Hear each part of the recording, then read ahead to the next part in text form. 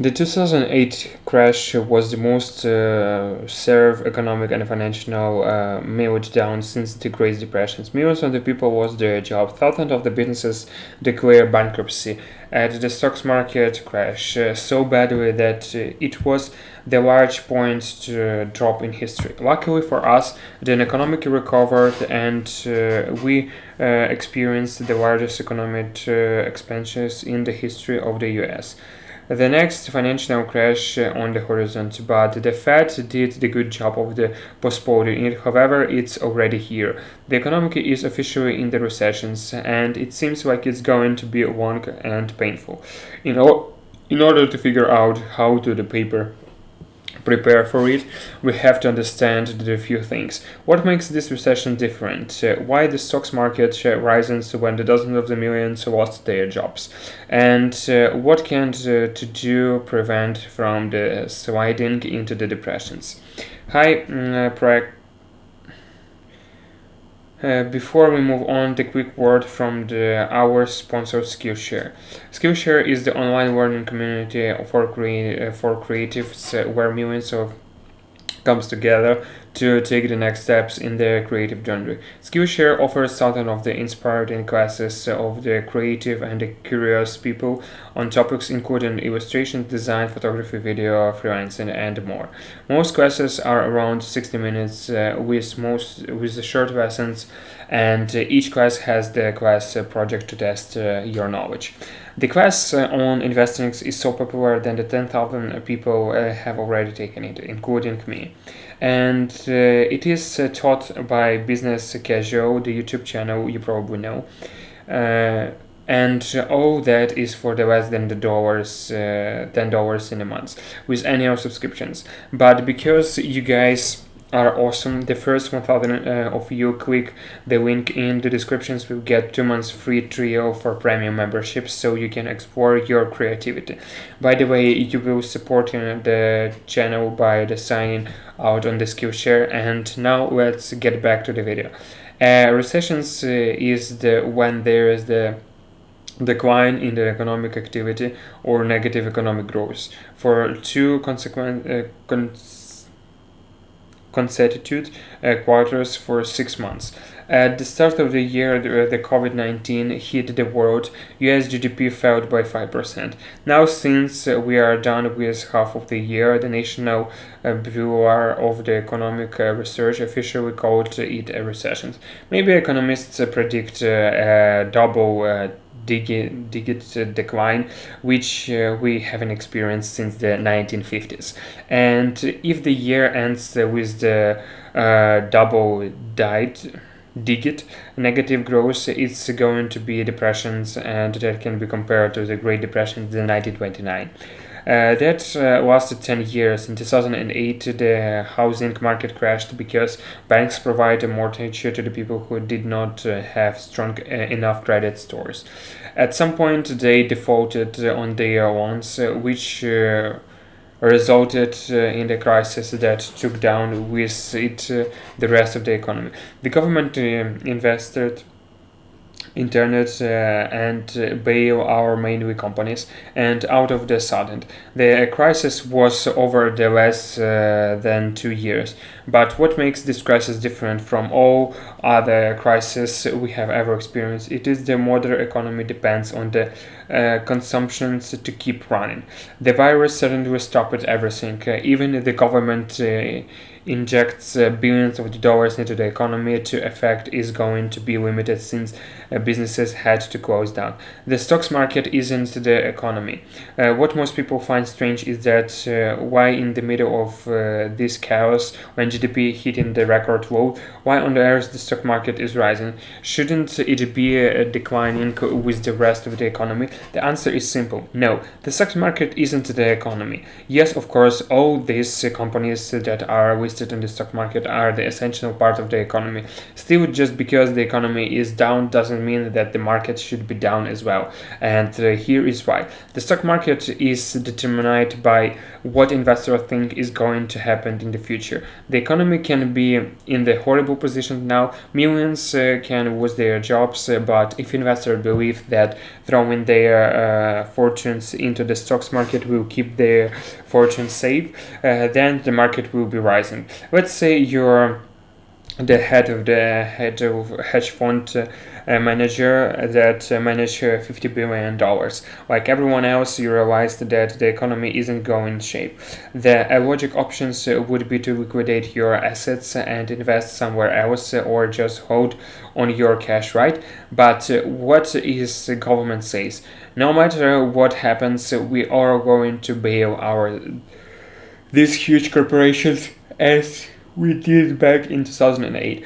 All of the sudden investing in the stocks market becomes risk-free since someone out there with the printing press will print as much money as needed to prevent these companies from the collapsing. Secondly, we already have testable vaccines in the process. It's only a matter of the time before the vaccines against this virus will be ready. It might take us other year, maybe two, but eventually we will get over it and life will go back to normal, at least to a certain degree. So the future is safe. And thirdly, today, tech companies make up the largest portion of the stocks market. The top four US companies, each valued is over $1 trillion, are the tech companies Alphabet, Amazon, Apple, and Microsoft. And the current pandemic isn't an obstacle for the Amazon to take advantage of it and rose even faster.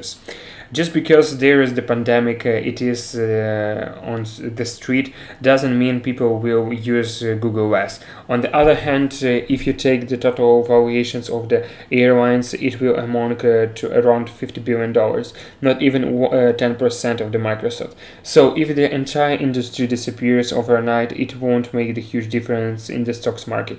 The cure isn't coming soon. What we are all waiting for is the vaccine. There is so much misinformation happening in the internet that is difficult to find out there. We are going to have to one exact. Unfortunately, not everyone soon. When the outbreak stands, the world rushed to create a vaccine, and we beat the record and create a vaccine in the 62 days, which is the mind-blowing.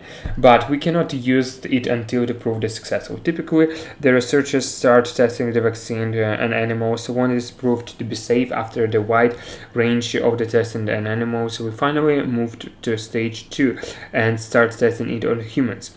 But before the public could use it, it must be tested on a large enough sample, people from the different ages groups, genders, races, and so on, to be confident that it's completely safe. If we end up making the one mistakes and some people will end up getting hurt as a result of the vaccine, that will share off people and end up in destruct of the medical professions.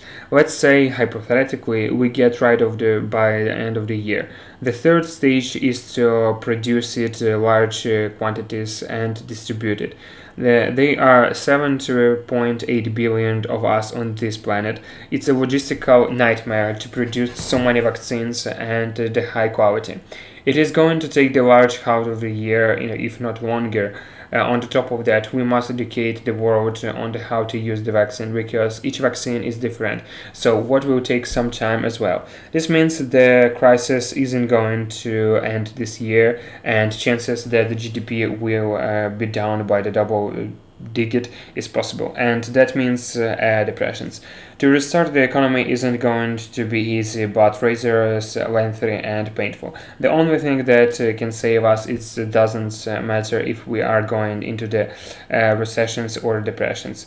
What everyone is concerned about is how to get out of it. There isn't a simple answer because every crisis is different, but there are a few things we can do. One way to prevent the collapse of the economy is by deploying cash into the economy so that the economy keeps running even when everyone is locked down. And that's what the Fed has been doing since March. They aimed to inject the economy with the $2.6 trillion to keep it running. On the top of that, the House of the Representative pressed the $3 trillion act. In theory, these giant stimulus checks should keep the economy running. However, in practice, their effects are minimal. And here is why. In any crisis, the first victims are the small businesses. I am talking about the little shops besides your house, the restaurant in the corner of the blocks, or the bakery in the neighborhood building. Often they go out of businesses even if they have to close down on a month or two. And the stimulus checks the people received probably spent on the Amazon and other giant corporations that keep the infrastructures to keep working even during the pandemic. There is very little you can do on an individual level. Where the economy ends up being is entirely depends on the policies the government and Fed will take to manage this crisis. But what you can do is to take advantage of the circumstances. First of all, save, and save. It's time in time of crisis, we often should do the opposite, which is spend. However, since your actions on the individual level are very limited, if you end up in the depressions, you might end up in the horrible positions. It's better to be safe than sorry. Secondly, regardless of this is going to be fast recovery like V-shape that economics usually talked about or long and painful. The fact remains that many businesses are going to bankrupt. So being able to identify the trends and that industries are taking their places is the key to building a fortune in the extremely short period of time. You might be able to achieve the single what you would take otherwise in the 5 years. If guys have enjoyed this video, make sure you give it a thumbs up, and if you want to support our channel, check out Skillshare using the link in the descriptions. Other than that, thanks guys for watching, until next time.